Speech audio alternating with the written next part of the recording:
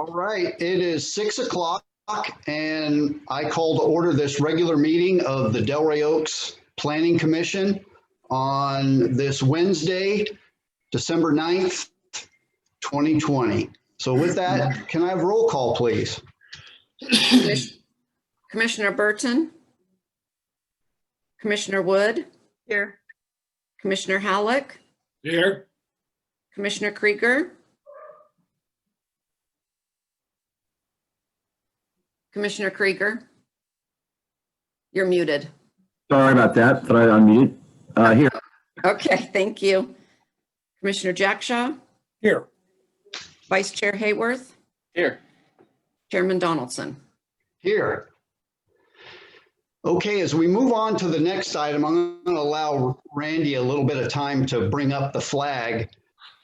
Just like we do in remote type of formats like Zoom, we do swearing in ceremonies. You can also do the Pledge of Allegiance. And one of the ways that I've decided that we could try it is I'm going to have Randy pull up the flag, have everyone mute, and then I will lead everyone in the Pledge of Allegiance. And those who would like to participate, feel free to do it in any manner that you feel comfortable with, whether that's standing or sitting with your hand over your heart, whatever way that works for you. I want you to make it your own. So with that, Randy, if you could pull up the flag.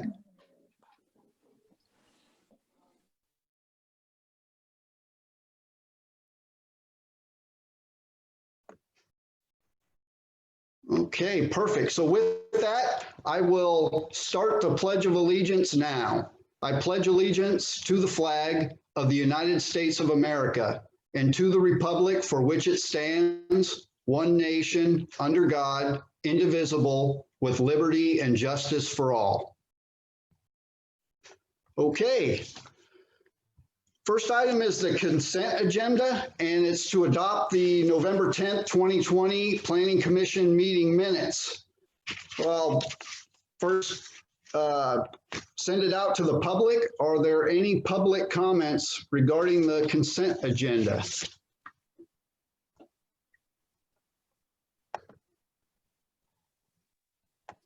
I don't see any hands.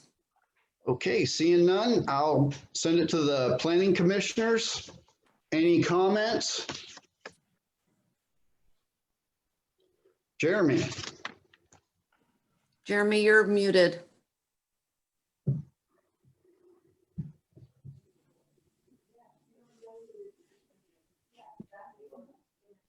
Thank you, Mr. Chairman. Just one matter of clarification. One comment I made concerning an item on last month's meeting agenda. When I referenced the road, it's recorded as the road to the nursery is a city street, but feels that the street should be part of the lease too. At that time, I should have been more specific and said Hall Road. That developed area of the by Mr. Maury. That's all. Okay, we'll make sure that's annotated. Any other comments from planning commissioners? Okay, seeing no other hands, I'll entertain a motion. I'll make a motion that we accept it as with Jeremy's exceptions. Second? Second. Okay, all in favor, say aye. Aye. Any opposed? Okay, motion carries. Next item is public comment. Anyone wishing to address the commission on matters not appearing on the agenda may do so now. The public may comment on any other matter listed on the agenda at the time the matter is being considered by the commission. There'll be a time limit of no more than 3 minutes for each speaker. No action will be taken by the commission on matters brought up under this item, and all comments will be referred to staff. Okay, any public comment? All right, I see no hands. Yeah, All I don't right, see hands. you don't see any either, Karen? No. Okay, I'll move on to item number 5, which is reports. You've got the report roster in your packet. Any questions, comments from the commissioners? None Okay, for just me. one item on there. Go ahead. With none for me, no comment. Okay, one item that I just want to point out, you'll see a couple of ADUs that are on there. One of the things that the city manager is working with the city attorney to do is pull together the initial take of our ordinance for the city. There's a state mandate out there that exists that pretty much we abide by now, but the city ordinance regarding ADUs is being pulled together with also some input from Denise Duffy and Associates, and there will be plenty of time for the Planning Commission to take a look at that, and also the City Council, and also for the public to provide comment on that. But I just wanted to mention that's something that the city manager is working at pulling together.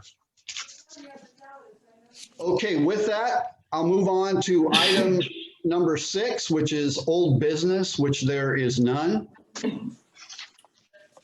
Item 7, new business. The applicant's name is DRO Legacy Incorporated, and they are requesting to amend the conditional use permit number 17-13 to extend the hours of operation for the current time frame of 10 a.m. to 10 p.m. to 8 p.m. to, or I'm sorry, 8 a.m. to 9 p.m. and to receive approval to be open from 6 a.m. to 10 p.m. in the near future. Okay, do we have a representative from Delray Oaks Legacy? I don't see anybody. Let me look at something real quick.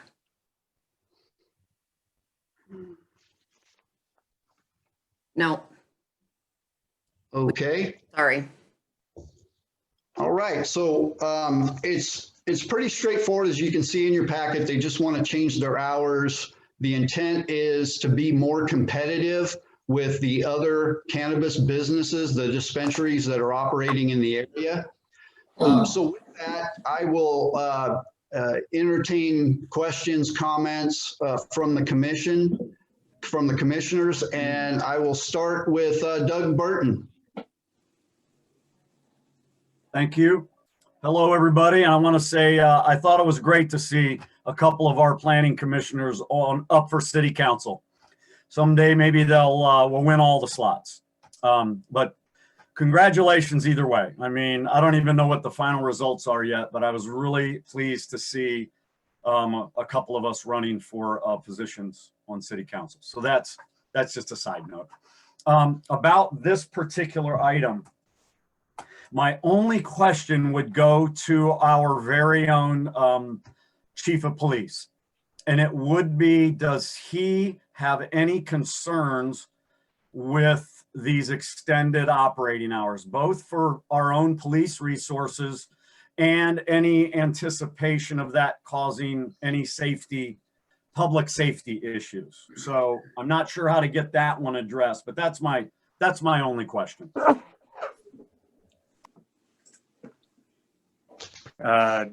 Chairman and commissioners, if I can respond to that. Initially, I do not see the initial extended hours that they want as being any sort of an issue, your 8 a.m. to 9 p.m. time frame. I base that on a couple of considerations. One, since the opening of other dispensaries in the county, specifically in Seaside, that are in competition with DRO Legacy right now, our calls for service in that area have gone down. In general, whether it's traffic related complaints or other calls for service, we don't seem to be responding nearly as much as we used to over there. So that's number one. And opening 2 hours earlier, I don't think that's going to be the peak of their traffic time. So I don't see a huge increase in the amount of traffic that would cause an issue at that time. And 1 hour later at night should not be an issue. It's usually during the day when we're getting our calls for service over there, the middle of the day, the middle of the afternoon, when activity is buzzing around that four corner intersection there.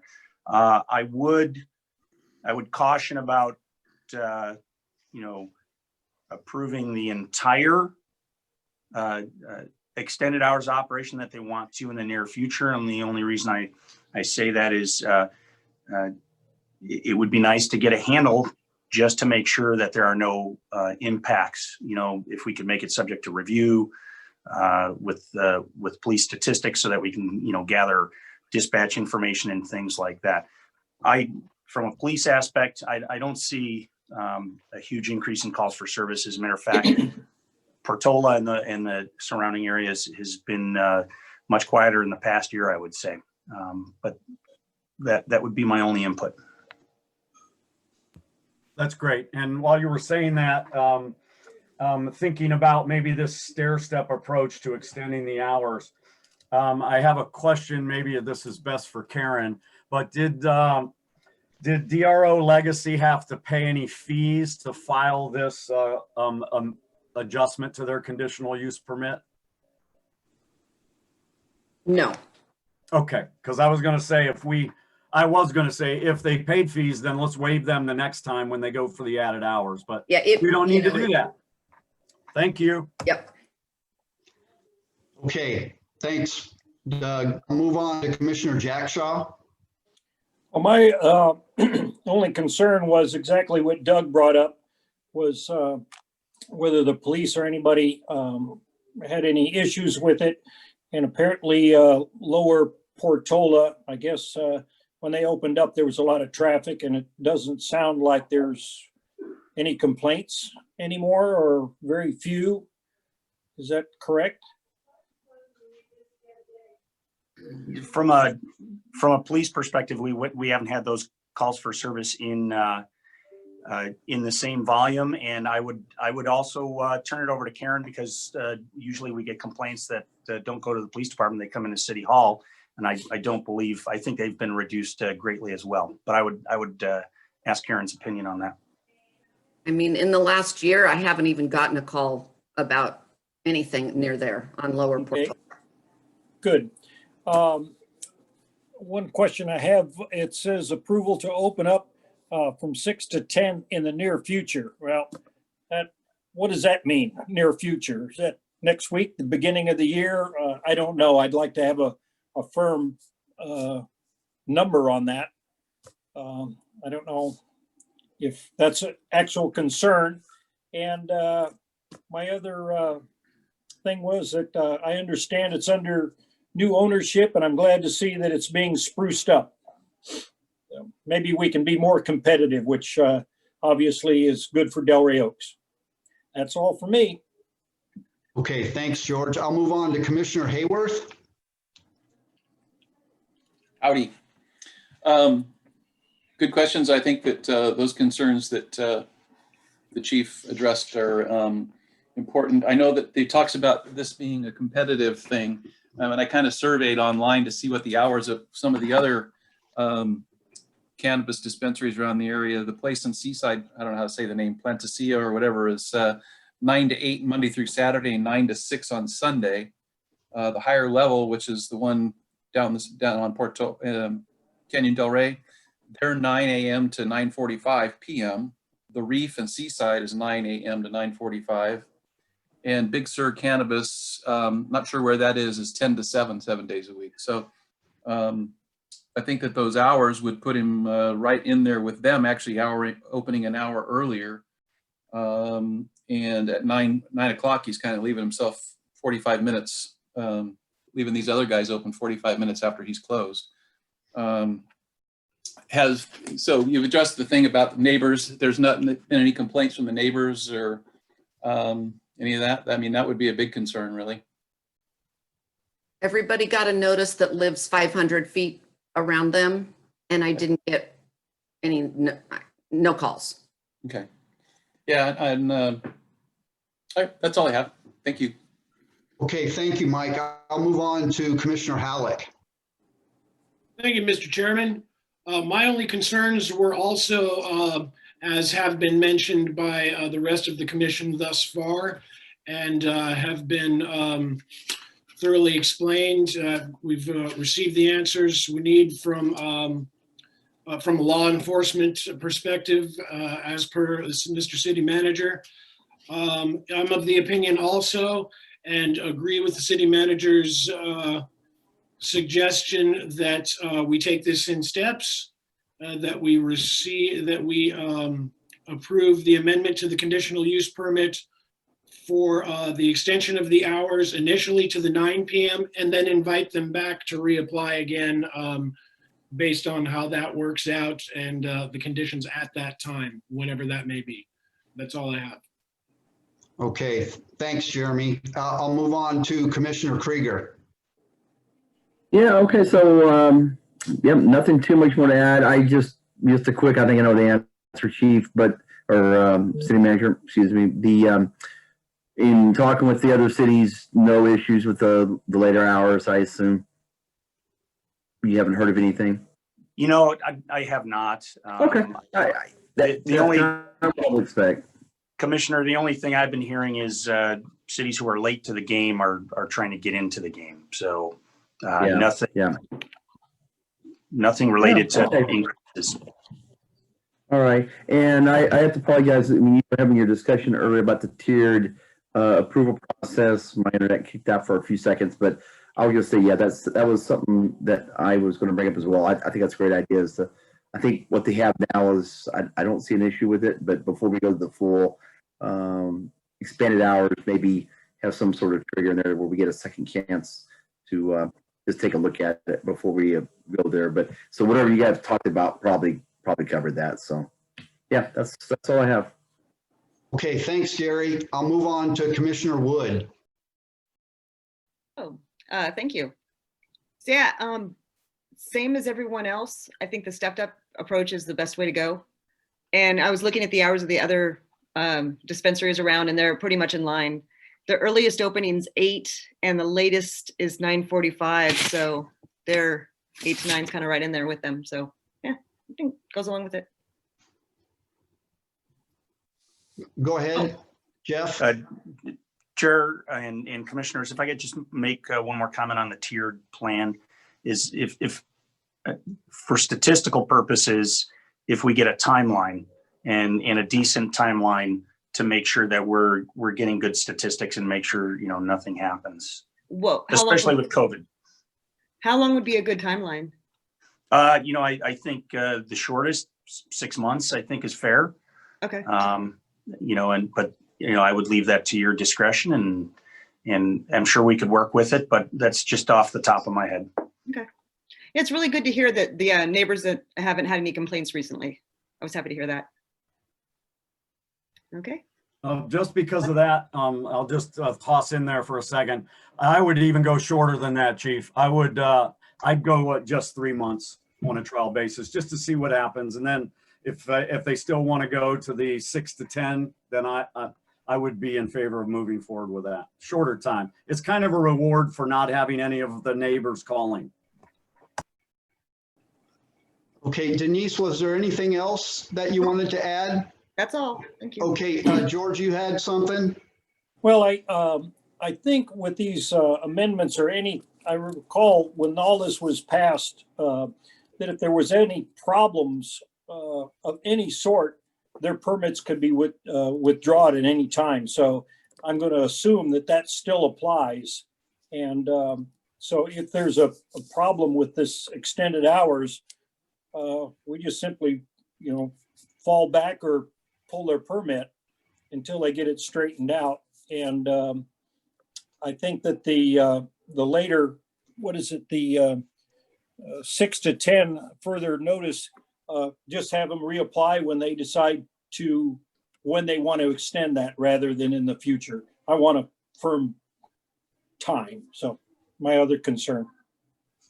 I will add that in our municipal code, the code gives the chief of police wide-ranging abilities to require them to do just about whatever the police chief says to keep their permit operating if the chief deems it necessary for security. So there is wide-ranging latitude written in our code for that, for security procedures, and that their permit needs to be based on. So therefore, putting a timeline really doesn't make any difference, but we still could put it in there. That's all I have to say for now. Okay, thank you for that, George. Yeah, I agree with the majority of what we just discussed. Anything that would make the dispensary more competitive, I think makes a lot of sense. I mean, their revenue has been declining over time, and I think their hours of operation is something that's been working against them in that competitive arena. So I think it makes sense to allow them to increase their hours. And like several commissioners have said, the hours that they're requesting are very consistent with the cannabis dispensaries that are operating in and around the area. And I also agree that we should put a time frame on them coming back to us for any further proposed changes to the hours. I guess the only thing that I think we need to agree upon is what amount of time makes sense. I've heard 3 months, I've heard 6 months, and I would entertain any conversation or any input regarding that. Go ahead, Gary. Yeah, I go with Doug. I mean, I think if there's going to be a problem, I think we'll see it in 3 months, and I think that's reasonable. If the idea is to help them be more competitive, if there's going to be an issue, well, it'll be apparent, I think, sooner than later. Go ahead, Jeremy. Thank you, Mr. Chairman. I'd agree also. A 90-day period is satisfactory. Hoping that this next wave of the pandemic passes after the dust settles and they move on in a more prosperous direction, then maybe they'll be seated well enough to get in their business scheduled accordingly. So I'm with the 90 days also. Okay, go ahead, Mike. I'm good with 90.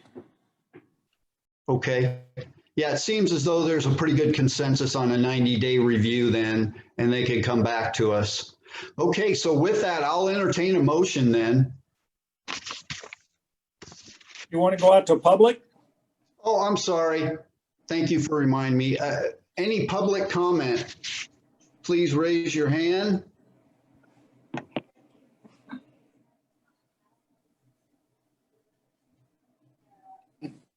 Okay, I'm seeing no hands. So back to the commission, and I will entertain a motion. Mr. Chairman, I'd like to make a motion to amend conditional use permit 17-3 to extend the current hours from 8 a.m. to 9 p.m. and also extend a 90-day time window within which time the applicants can return for a review and request to extend their hours once again. Okay, I think that captures it. Mike, go ahead. Jeremy misstated it. He said it was 17-3. It's actually 17-13. Thank you for that correction. Yes. And I second it. Okay, we'll do a roll call on it, Karen. Commissioner Halleck, Aye. Commissioner Hayworth, Yes. Commissioner Jackshaw, Aye.